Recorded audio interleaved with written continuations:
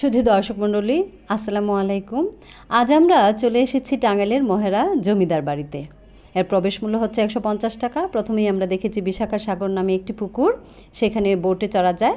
যদি কেউ বোটে চড়তে চান তাহলে অবশ্যই আলাদা করে কিছু টাকা তো তাদেরকে দিতেই হবে।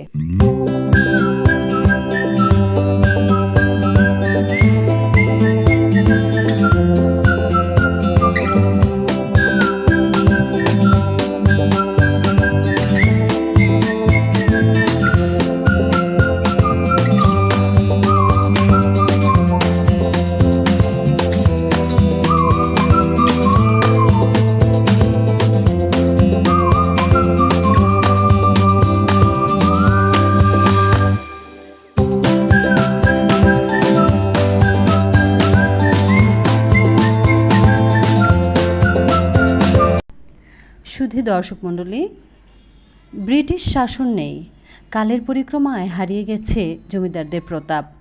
ইতিহাসের সাক্ষী হয়ে শুধু রয়ে গেছে তাদের স্মৃতিবিজড়িত কীর্তি।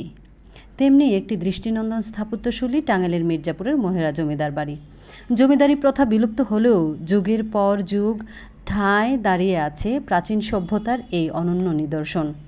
রাজধানীর নিকটবর্তী টাঙ্গাইল জেলা সদর থেকে প্রায় 18 কিলোমিটার পূর্ব দক্ষিণ দিকে এবং মির্জাপুর উপজেলার সদর থেকে মাত্র 10 কিলোমিটার দূরে প্রায় 8 একর সুবিশাল জায়গায় এই মহেরা জমিদার বাড়ি বিস্তৃত। ঢাকা টাঙ্গাইল মহাসড়ক থেকে উত্তরে ও মির্জাপুর সদর থেকে পশ্চিমে উপজেলার মহেরা ইউনিয়নের মহেরা গ্রামের প্রাণ কেন্দ্রে এটি অবস্থিত। জানা গেছে 1890 দশকের পূর্বে স্পেনের কর্ডোভা নগরীর আদলে এই জমিদার বাড়িটি প্রতিষ্ঠিত হয়েছিল।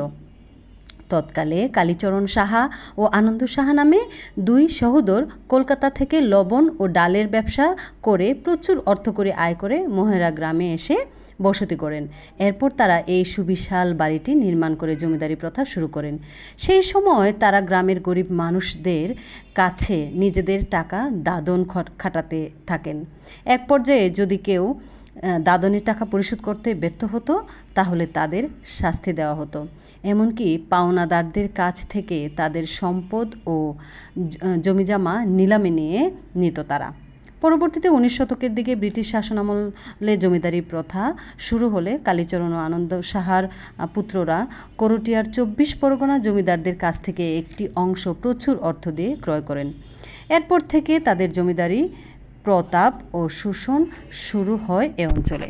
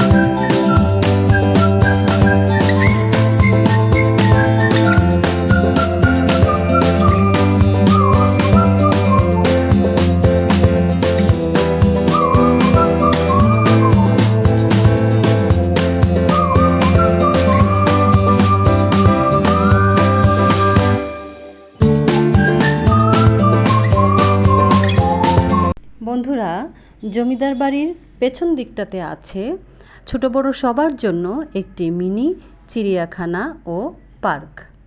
এখানে বাচ্চাদের খেলাধুলার জন্য, সময় কাটানোর জন্য একটা দারুণ জায়গা। তবে প্রত্যেকটি রাইডের জন্য 30 থেকে 60 টাকা করে প্রবেশ মূল্য দিতে হয়।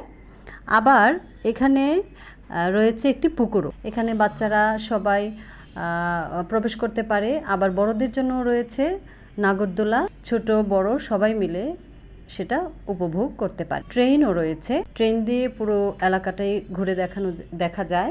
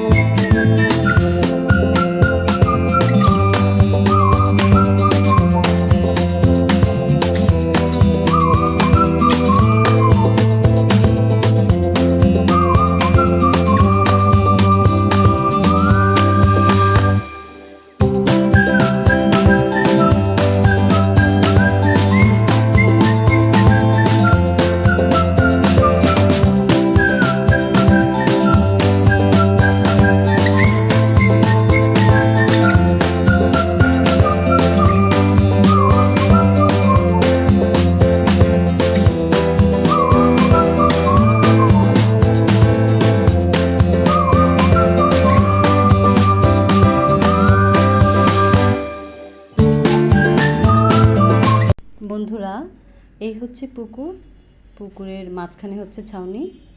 এখানে আমরা দেখতে পেয়েছি প্রচুর পরিমাণে গোল্ডেন ফিশ।